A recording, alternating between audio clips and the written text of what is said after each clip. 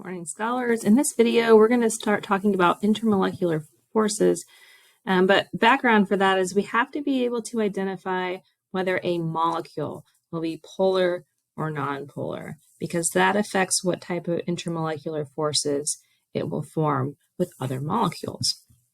So what makes a molecule polar? Well, we talked about polar bonds already.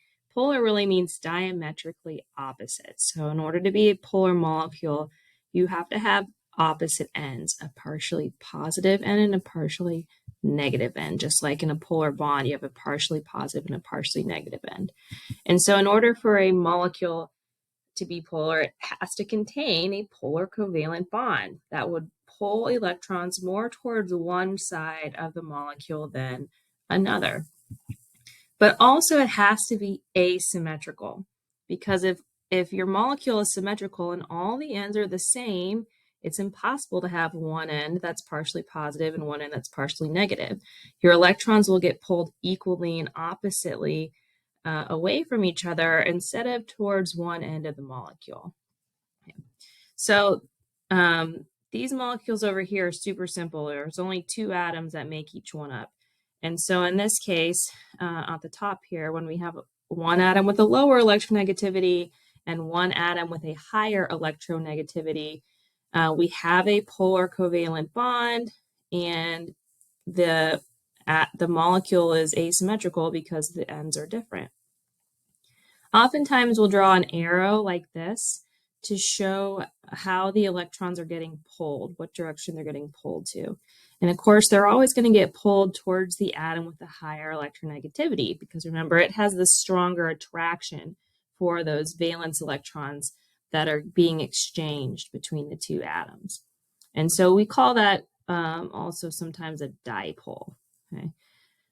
This molecule at the bottom is made up of two of the same atoms. They have equal electronegativity, so the electrons are getting pulled back and forth equally. And so it's that the molecule itself, just like the bond, is going to be nonpolar. It doesn't have two opposite ends.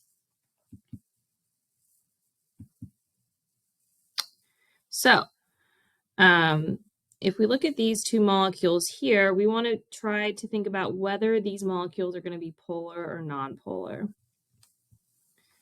Remember, you want to think about, do they contain polar bonds? And then are they asymmetrical? Are the electrons going to get pulled more towards one end of the molecule than another? And so if we look at water here, oxygen has an electronegativity of 3.5, hydrogen of 2.1. That is one of the highest differences you can get in a covalent bond. Definitely polar. And so if we think about what direction our electrons are being pulled, they're going to get pulled from the hydrogens towards the oxygens, okay? And so if you think about the net direction of these dipoles, they're both pointing towards the oxygen end of the water molecule. And so if those negative electrons are heading that way, the net pull of the electrons is going to be this way. This molecule is asymmetrical. So this oxygen end is going to be partially negative. That's our negative pull of the molecule. And our hydrogen ends are going to be partially positive. That's going to be our positive pull of the molecule. If you look at carbon dioxide over here on the right-hand side, these are also polar bonds. Carbon and oxygen have, a fairly significant difference between them.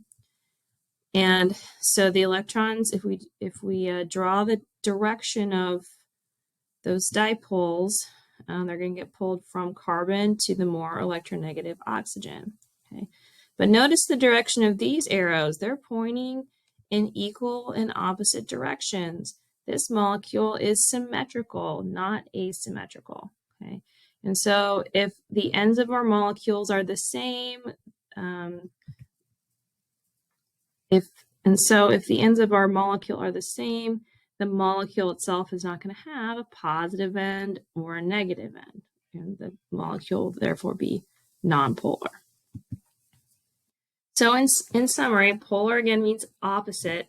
To have a polar molecule, the electrons have to be pulled more to one side of the molecule than the other, so that you have a negative pole and a positive pole, opposite poles. And so for that to happen, you have to have polar covalent bonds. You have to have a difference in electronegativity between the atoms that make up your molecule, and you have to have asymmetry. The pull of those electrons has to go one way. And so at the top here, these are all polar molecules where the electrons are going to get pulled towards one end of the molecule. Here it's chlorine, here it's nitrogen, here it's the chlorine.